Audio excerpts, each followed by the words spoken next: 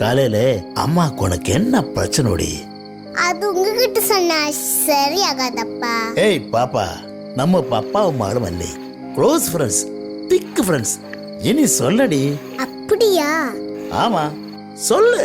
சரி, நம்ம ஃப்ரெண்ட்ஸ் ஆனா நான் சொல்றேன்.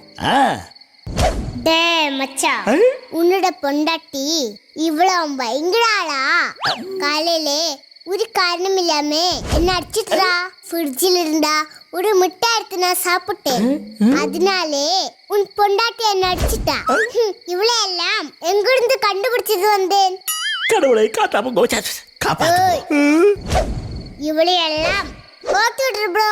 ஸ்டாப். அப்பாவும் மகளும் ஃப்ரெண்ட்ஸ் அல்ல. எனக்கு தெரியும் மச்சானுக்கு அதெல்லாம் சொன்னா பிடிக்காதுன்னு. என்னடா மச்சா மூஞ்சி இந்த மாதிரி? சரிடா.